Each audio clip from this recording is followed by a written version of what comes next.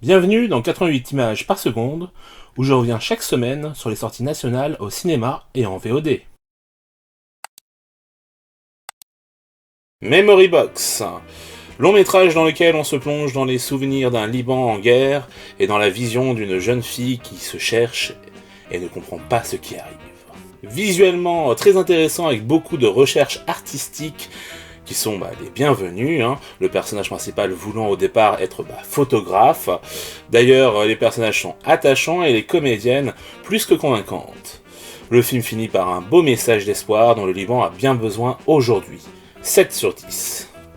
The Chef. Le film dépeint très bien le stress que subissent les équipes de restauration, autant en salle qu'en cuisine, le tout le temps d'une soirée dont vous vous souviendrez, techniquement incroyable avec cet unique plan séquence d'une virtuosité mais folle. Matt Lewis, le directeur de la photographie, est un as, car pas un cadre n'est pas pensé et n'a de sens, tout est méticuleusement pensé et ça se voit. Quant aux comédiens, eux aussi sont au top. On est dedans à 100% du début à la fin, 7 sur 10. Nightmare Alley, un film noir dans le monde des forains des années 40, avec une très bonne distribution et qui change pour un film de Del Toro. Au vu de la photographie, on sent que le film a véritablement été pensé pour le noir et blanc. Pas étonnant qu'il en existe une version, que j'ai vue d'ailleurs.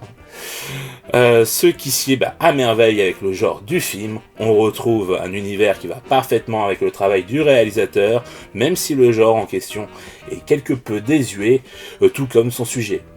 Un bon film qui ne fera malheureusement pas date, 7 sur 10. La place d'une autre. Une histoire simple mais efficace, avec un casting solide, Maud Weiler, Lina Koudry et Sabine Azema en tête. La mise en scène fonctionne bien, notamment dans les moments de tension. Il y a également une belle photo pour les scènes de nuit en particulier. La reconstitution est elle aussi de qualité. Bref, un bon petit film tenu par des actrices de talent, 7 sur 10. Absolument royal. Mièvre et plein de bons sentiments, ce téléfilm romantique ne propose rien de nouveau. Je dirais même plus, on a vu ça un nombre incalculable de fois. Alors certains, on passe plutôt un bon moment, même si le fait que tout soit déjà vu agace par moments. À vous de voir, mais moi ce genre de téléfilm, c'est vraiment plus pour moi, et ce n'est pas l'interprète d'Aladin qui relève le niveau. 4 sur 10. L'étau de Munich. Un film historique se déroulant juste avant la Seconde Guerre mondiale, qui dans sa deuxième heure prend des airs de film d'espionnage. C'est plutôt bien fait, même si finalement les enjeux tombent à plat face à l'histoire avec un grand H. Nous connaissons malheureusement toutes et tous ce qu'il va se dérouler, et même si le film arrive dans sa première partie à captiver son spectateur, c'est beaucoup moins facile dans la seconde. Un bel effort en tout cas, 6 sur 10. Le violon de mon père. Un joli film dramatique turc avec une BO remplie de morceaux de musique classique. La réalisation n'est pas exceptionnelle, mais est tout de même assez bonne pour un aspect télévisuel.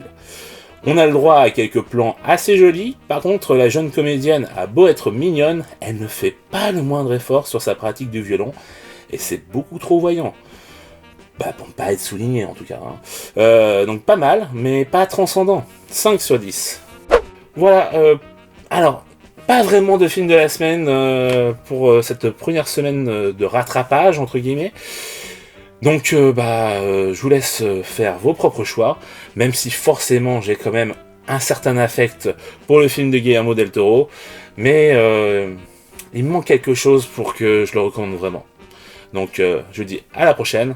Ciao!